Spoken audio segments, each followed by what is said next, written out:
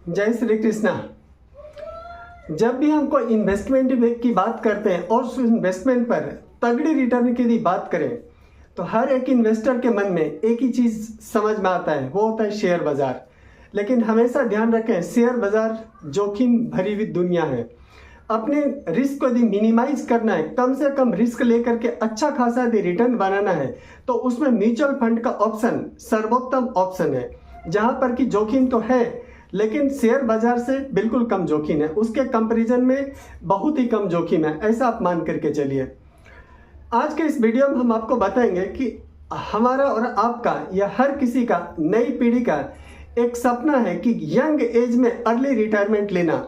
Means कोई भी आदमी 60 साल तक अपना काम नहीं करना चाहते हैं। हर एक जो इस नई पीढ़ी के जो भी बच्चे हैं, जो बड़े हो रहे हैं, उन सभी का सपना है कि आने वाले 40-45 साल के एज में उनको रिटायरमेंट चाहिए, मीन्स अर्ली रिटायरमेंट चाहिए। तो यह संभव है, इसमें बहुत चैलेंज नहीं है, लेकिन उसके लिए मेंटेन करना होगा। तो एक ही चीज़ है, वो है डिसिप्लिन और प्रॉपर फाइनेंशियल प्लानिंग। तो आज के इस वीडियो में हम आपको बताएंगे कि किस प्रकार आप अपने फाइनेंस को मैनेज करें कि सो दैट कि आप अर्ली रिटायरमेंट आसानी से ले सकें।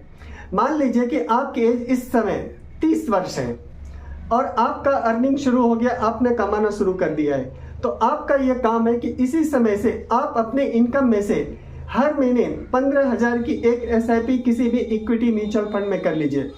इक्विटी म्यूचुअल फंड में रिटर्न 12 से 15% माना जाता है और कई बार इससे ज़्यादा भी होता है, लेकिन आमतौर पर देखा गया कि लंबे समय में म्यूचुअल फंड में रिटर्न 15% बन ही जाता है।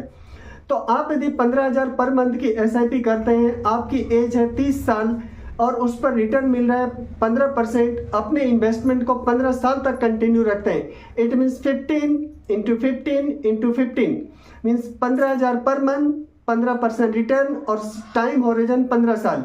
यदि इस फार्मूले के साथ यदि आप अपने इन्वेस्टमेंट के साथ कंटिन्यू रहते हैं तो आपके फंड की वैल्यू आने वाले 15 सालों में, मीन्स जिस समय आप 45 के हो जाएंगे, 45 साल के होंगे, उस समय आपकी फंड की वैल्यू 1 करोड़ के आसपास हो जाएगी।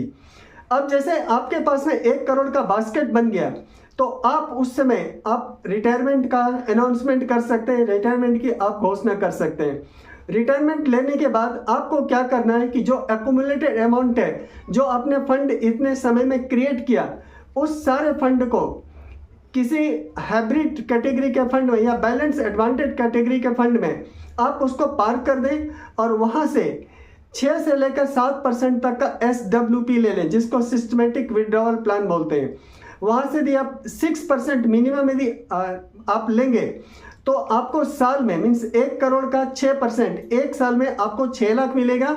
उसको मंथली में डिवाइड करके देखेंगे तो महीने का 50,000 हो जाएगा, मीन्स 50,000 हो जाएगा। तो आपके जीवन पर्यंत 50,000 पर मंथ एक पेंशन के रूप में आपको मिलता रहेगा और इस प्रकार आप अपने रिटायरमेंट को आसानी से जी सकते हैं। और अर्ली रिटायरमेंट का जो आनंद लेना है, उसके बाद आपका जो जीवन है अपने हॉबी के अकॉर्डिंग, अपने चॉइस के हिसाब से आप अपने जीवन को जी सकते हैं। आज के इंफॉर्मेटिव वीडियो में इतना ही। ध्यान रहे, म्यूचुअल फंड में जब भी आपको इन्वेस्टमेंट करते हैं तो उसके पूर्व आपको खुद का रिसर्च करना चाहिए। 1 साल में एक बार अपने पोर्टफोलियो को रिव्यू करना चाहिए, किसी फाइनेंशियल डिस्ट्रीब्यूटर के साथ आपको डिस्कस करना चाहिए या फिर किसी फाइनेंशियल प्लानर से आपको एक बार एडवाइस जरूर लेना चाहिए। Thank you. आप जीवन में खूब आगे बढ़ें, यही मेरी कामना है। जय श्री कृष्णा।